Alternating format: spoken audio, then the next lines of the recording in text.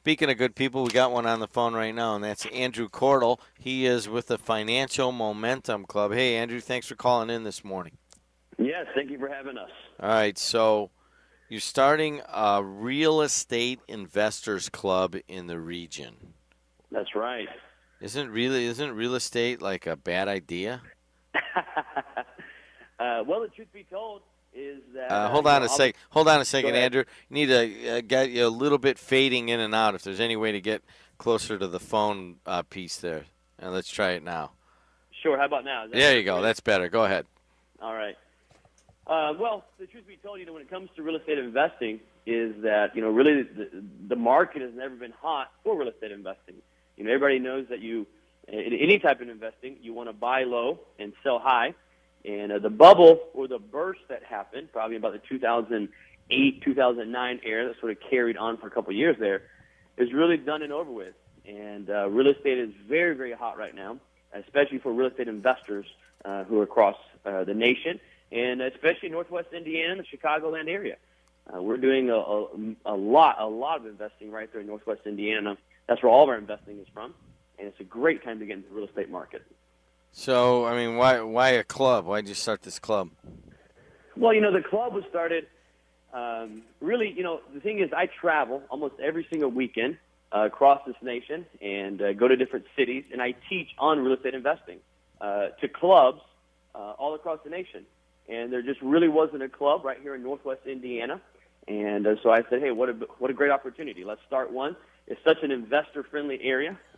Because I invested for so long, I know lots of investors, and I thought, hey, what a great opportunity. We'll start one right here in our local area, the region, and we'll work with local people as well. And so that's why we started the club, really just because of a need or necessity to have a meeting place for all the local investors to come to, basically. You're right. I don't necessarily think of any. I know of a couple investment clubs and people pool their money and that kind of thing. But, I mean, do people really get together in living rooms and in church basements and talk about real estate investment around the country? Well, they do. Man, like I said, I travel to these every single weekend. I travel from California to Canada to D.C. I was just in D.C. last weekend at a club. And normally we meet in some sort of banquet center or hotels they'll meet in.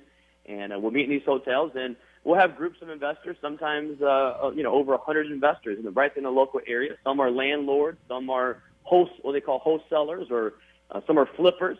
Then also you also have a lot of beginners that are just interested in real estate. They see it on TV and they get the itch to learn more about it or try it out. And this is a great place for those type of people to also go. It's not just for experienced people. It's for beginners, all different levels, basically. If you've never invested in real estate, but you want to know how, well, Financial Momentum Club is a place that you can come to and get a lot of education with other investors. And so, I mean, what is it? Is it more of an educational thing, or do you pool your money, or what? Oh, great question. It is not for pooling our money. Okay, this isn't a club that you're going to come to and everybody's going to put money in. That is none of that going on whatsoever.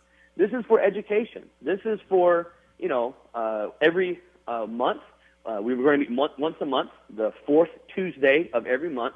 We're going to meet. The first meeting, the grand opening, is May 28th over at the Endora Banquet Hall. But we'll meet the fourth Tuesday of every month, and it's going to be education. And, we'll have a local market update of what bills are being passed or what's important right now in our local market. And then also the great thing about it is we're going to have national speakers come in, speakers from across the nation that teach on a certain subject.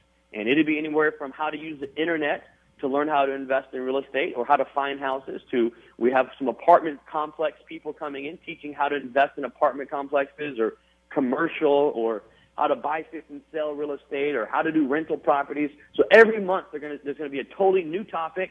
Not for me teaching, but we're going to bring in teachers, educators from across the nation to come into this club and teach our local people about that certain niche of real estate. So, in terms of this being a good time to get into real estate, I mean, let's look at when was the peak? Maybe the end of 07 or middle or early 08, something like that.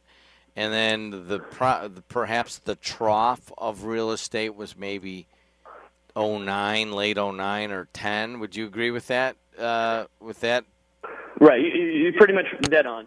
You know, the peak, or basically where it stopped at growing, was somewhere in mid 2007. You could say late 2007, depending on what part of the country you were in. And then we went through a horrible, what you're calling a trough recession, basically, from about 2008, we'll call it, all the way through. I'd really say probably through 2009 and even a little bit into 2010. In 2010, it began to slowly get stronger and better. And right now, it is absolutely exploding. I'll give you an example. I don't know how much you know about this, but you can follow these hedge funds. There's been over 30 hedge funds recently started in the last 12 months of international money, all the way from, and of course, national money, but also international money. And for the first time in the history, hedge funds, or if you want to call them Wall Street, is getting involved in single-family rental properties.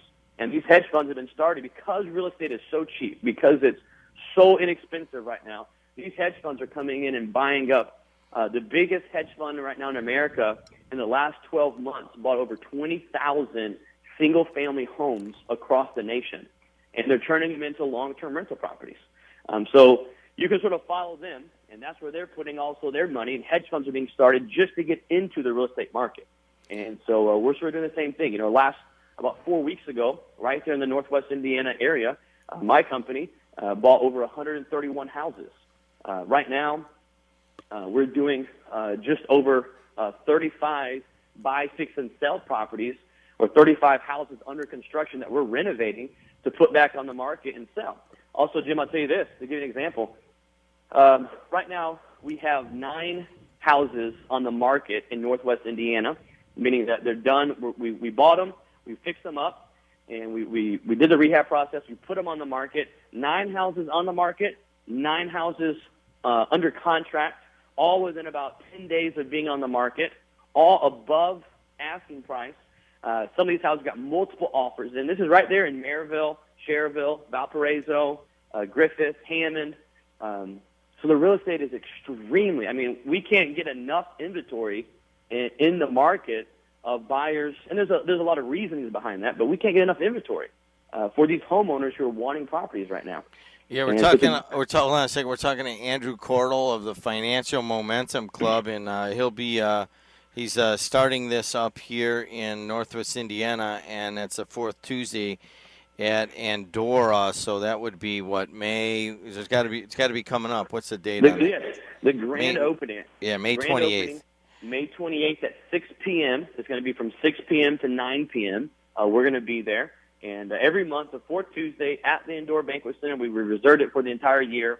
We've already signed the contract with them. So the 4th Tuesday every month, 6 p.m. to 9 p.m., we'll be there educating investors, networking with investors on how to make money in the real estate market, basically. Andrew, I do have to address – I want to address one thing. Here in Northwest Indiana, kind of I don't know if it would be more of a stable atmosphere than some areas in the country, but going down to see my uncle in Orlando, or I got some relatives in the Phoenix area, and it seems as if those things gyrated a lot more during the went up higher and it came down lower than some more of the stable places.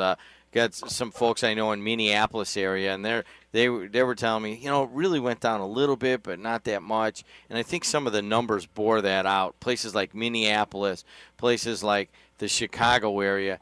We didn't feel it as much as some other areas, correct? Or how are you saying that? Oh yeah, you're absolutely right. There's different pockets across the nation that felt a lot worse than others. Atlanta was a huge hit market. Orlando, like you mentioned, California, Nevada, Arizona. A lot of these places were absolutely crushed in the market during the bubble and the burst. Northwest Indiana, Minneapolis, like you were talking about, there's many other cities sort of like that really didn't, let's say, go up and down in value, meaning they didn't rise with the bubble as much, and they also didn't fall with the bubble as much. They were fairly on a steady playing field all the way across. However, because it doesn't change the fact that how many foreclosures are out there. The real estate market people always say, well, the real estate bubble burst or the real estate market crashed. The truth behind the situation there is really it wasn't so much a real estate bubble as much as it was a mortgage bubble that burst. And when the mortgage bubble burst, that affected the real estate market. Okay, so even though in Indiana and other cities it didn't go up and down as much because of all the mortgages that were out there. Northwest Indiana and those areas still have a ton of foreclosures on the market, and that's all that we buy right now is foreclosures. So we still have access to all these foreclosures on the market because of the mortgage that really burst with these what they call REOs or HUD properties or so forth. And that's what we buy. That's what we focus on buying. That's what all investors right now are buying. And if you're in the local market and you want to know more about it, by all means, the event is free. You can come to it, bring as many people as you like. Also, some of the unique things, Jim, that's going to be going on in the meeting is we have the CEO giving our keynote presentation for the grand opening event. He owns the Personal Real Estate Investor magazine. It's a national magazine publication. They're based out of Arizona. The CEO and the vice president are going to be flying out to give our opening keynote presentation, as well as we have Home Depot sponsors us. We do a lot of business with Home Depot, and Home Depot is actually flying out several executives. Actually, the president of investor relations will be there. A regional director will be there, and they'll be speaking as well. Home Depot has launched an incredible program working with local investors, where local investors, just if you sign up, you get 2% cash back on everything you spend. And so for me, who does a lot in real estate investing, I spend several $100,000 a year at Home Depot, and I get 2% cash back every 6 months. They cut me a check, and I get several thousands of dollars back per year through Home Depot. And they'll be there explaining that. It's free to sign up. You don't have to have a credit card or anything like that. It's absolutely free to sign up. You simply sign up with a form with Home Depot. And if you're a real estate investor in the local area, they will give you 2% cash back on all your purchases at the store. So there's some incredible benefits for coming to the program, for being a member of our club. And again, it's free to come to it. Every fourth Tuesday of every month, 6 to 9 p.m. at the indoor banquet center. And like you said, Jim, our opening one is May 28th, just about 4 or 5 days away from here. We'll have our grand opening event. All right, there it is. Andrew Cordle, thanks a lot for calling in, my friend. Thank you, Jim, for having us. All right, there it is. I'll be right back. AM 1230 WJOB.